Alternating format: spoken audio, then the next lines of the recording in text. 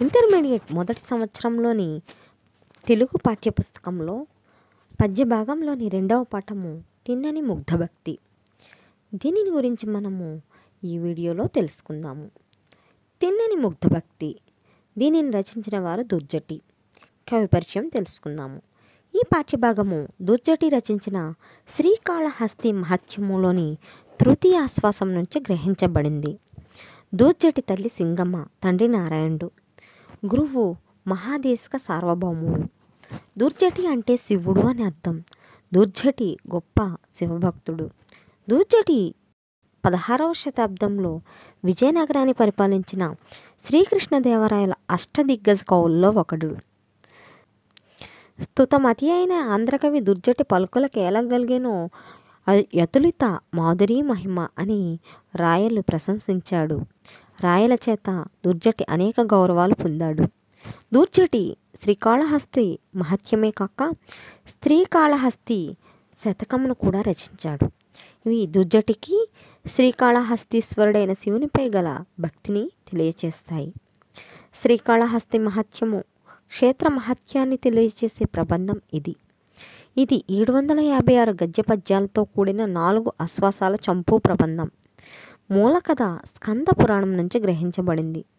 ఈ ప్రబంధంలో సాలెపురుగు, శ్రీ, పాము, కాళము, ఏనుగు, హస్తీల వృత్తాంతము, వశిష్ఠుని వృత్తాంతము, బ్రహ్మ వృత్తాంతము, తెన్నడాను కన్నప్ప కథ, నక్కీరుని కథ, వేశ్యాపుత్రికల కథ మొదలైన ఉపాఖ్యానాలు ఉన్నాయి.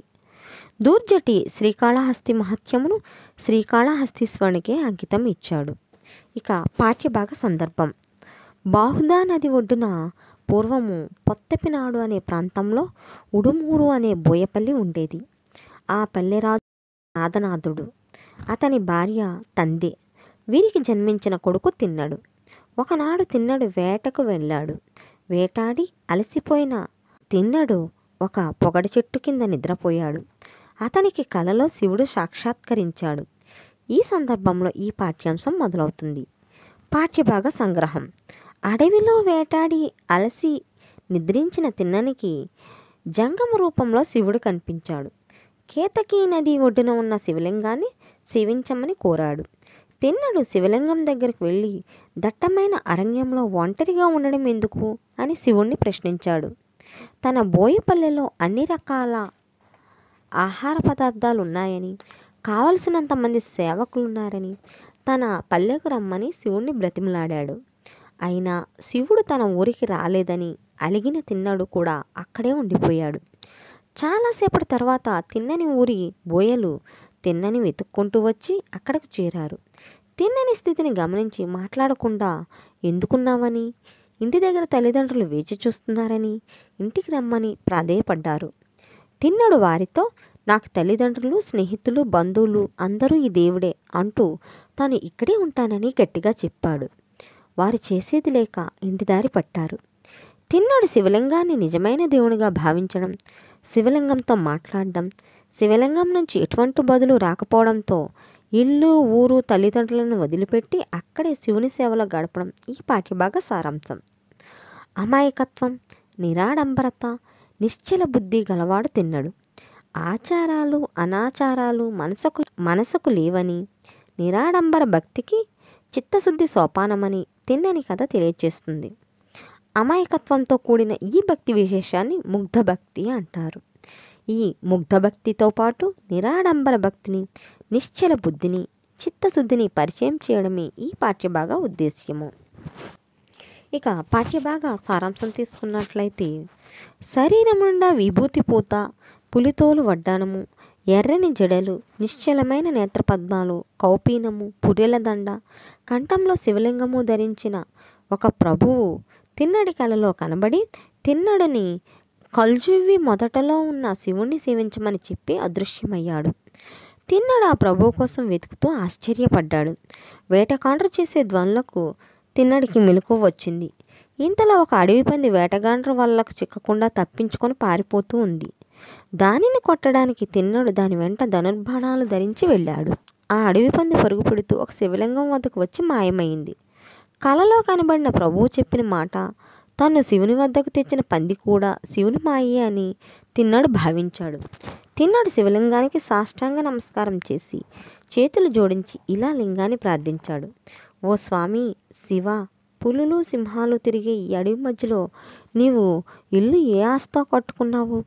నీకు ఆకలి వేస్తే కూడు నీరు ఎవరిస్తారు? నేను వేటాడి పందులను లేళ్లను చంపి తెచ్చిన మాంసాన్ని మా అక్కలు బాగా వండి పెడతారు. పిట్టలను కూడా వండుతారు. మరో మాట చెప్పకుండా మా ఊరికి రా. నీకు పరమాన్నానికి మా ఊరిలో వివిధ రకాలైన బియ్యములు, చమరీ మృగాల పాలు ఉన్నాయి. అనేక రకాల తేనెలు, దానిలో ముంచుకొని తినడానికి నింజెట్లు ఉన్నాయి. మా చెంచతలు అనేక రకాల పళ్ళు తెస్తారు. నేను నీకు వాటిని ఇస్తాను. మా ఊరికి దయచేసి రావయ్యా. బ్రతకడానికి ఇల్లు వాకిలి, స్నేహితులు, బంధువులు, భార్యాపుత్రులు ఉండాలి. మా పల్లెలో నీవు కోరినవన్నీ ఉన్నాయి. నీకు వాటిని సమృద్ధిగా ఇస్తాను. ఒంటరిగా ఉండకుండా మా ఊరికి రా. తమ విలాసపు చూపులతో మన్మధుడిని తిరిగి పుట్టించగల అందమైన బోయి స్త్రీలను నీకు ఉపచారాలు చేయడానికి ఇస్తాను. నా మాట ఆదరించి నాతో రా. లేదా నీతోనే లోకం అనుకుని నేను ఇక్కడే ఉండిపోతా. నిన్ను నేను బాధించను అంటూ తిన్నడు ఈశ్వరుణ్ణి తన ఊరికి రమ్మని పిలిచాడు. తిన్నడి వెంట వచ్చిన బోయవారు తిన్నడి జాడని తెలుసుకొని వచ్చి అతడితో ఇలా చెప్పారు. అన్నా, నిన్ను ఆయాస పెట్టి ఇక్కడకు తీసుకువచ్చిన పంది ఏమైంది? నీవు కన్నీరు కార్చడానికి, మాతో మాట్లాడకపోవడానికి కారణమేమిటి? వేట కోసం వచ్చి నీవు ఇలా ఉంటే మీ తల్లిదండ్రులు బాధపడతారు. నిన్ను పసిపట్టి వేట కుక్కలు వచ్చి నీ చుట్టూ తిరుగుతున్నాయి. నీవు వాటిని ఎందుకు చూడటం లేదు? వేట కోసం తెచ్చిన వలలను, తాళ్లను చుట్టగా చుట్టలేదు. చంపిన జంతువులను ఒక చోట చేర్చలేదు. విడివేట పిట్టలకు మేత పెట్టలేదు. కుక్కలు లేళ్ళు మేత తినటం లేదు. కాట్రేట్ను బలిపెట్ట కొలవలేదు. వేట ముచ్చట్లు మీ నాన్నగారికి తెలుపలేదు. నీవు ఎందుకు ఇలా ఉన్నావు? నిన్ను విడిచి మేము వెళ్ళడానికి మాకు మనసు కావటం లేదు. నీవు రాకుండా మేము పల్లెకి వెడితే మీ వారు మమ్మల్ని తిడతారు. మేము ఎంత చెప్పినా నీవు మా వైపు చూడటం లేదు. మేము ఈ విషయం ఇరుకరాజు గారికి చెప్తాము. మాకు చెప్పవలసినన్ని బుద్ధులు చెప్పి పంపించు అని వారు తిన్నడి పాదాలు పట్టుకున్నారు. బోయలు చెప్పినది విని శివుడి యందు లగ్నమైన మనస్సు కలిగినటువంటి తిన్నడు చిరునవ్వు నవ్వుతూ బోయలతో ఇలా చెప్పాడు. అనలారా, వాడకు కట్టిన దూలంలా ఈ లింగంలో నా ప్రాణాలను లంకివేశాను. మీకు అంత తొందర ఎందుకు? మీరు పల్లెలకు వెళ్ళిపోండి. నాతో పాటు ఈ శివుడు వస్తే నేను మీతో వస్తాను. లేదా శివుడు ఎక్కడ ఉంటే అక్కడే శివుడికి తోడుగా నీడగా ఉంటాను. నాకు చుట్టము, తల్లిదండ్రులు, స్నేహితులు, ప్రభువు అంతా ఈ దైవమే. మీరు ఇక్కడ బాధపడవలసిన పని లేదు. మీరు పల్లెకి వెళ్ళండి. మీరు నిర్బంధం చేసినా నేను కదలరాను. ఈ దేవుడి కోసం నా ప్రాణాలు విడుస్తాను. ఇది నిజము, అబద్ధం కాదు అని చెప్పి తిన్నడు తిరిగి శివధ్యానంలో మునిగిపోయాడు. బోయలు అక్కడి నుంచి వెళ్ళిపోయారు. ఇక ఈ పాఠం నుంచి మనము ఏం తెలుసుకున్నామంటే, తిన్నడు శివుడిని చూసిన తర్వాత ఆ శివుడి యొక్క ఆ లింగాన్ని చూసి, శివలింగాన్ని చూసి తనతో పాటు తమ ఊరు వచ్చి రమ్మని అడిగారు. కానీ శివుడు ఏ విధమైన జవాబు చెప్పకపోయేసరికి, సరే నువ్వు రాకపోతే నేనే ఇక్కడ ఉంటాను, నేను కూడా మా ఇంటికి వెళ్ళను అని చెప్పి అక్కడే ఉండడం అనేది జరిగిందనమాట. ఈ పాఠ్యాంశం నుంచి మనకి దుర్జటి కవి గురించిన విశేషాలు ఏమిటి? తిన్నడి తెలిపిన పండ్ల రకాలను తెలపండి. ఇంటికి రమ్మని పిలిచిన బోయలకు తిన్నడిచ్చిన సమాధానాన్ని తెలపండి అనే ప్రశ్నలు ఇచ్చారు. వీటికి జవాబులు నేను చెప్పినటువంటి సారాంశం ద్వారా తెలుసుకొని చక్కగా రాయండి. మీకు కనుక నా వీడియో నచ్చినట్లయితే నా ఛానల్ శిరీష లెసన్స్ లైక్ చేయండి, షేర్ చేయండి, సబ్స్క్రైబ్ చేయండి, మీ స్నేహితులకు కూడా పంచండి. Thank you for watching.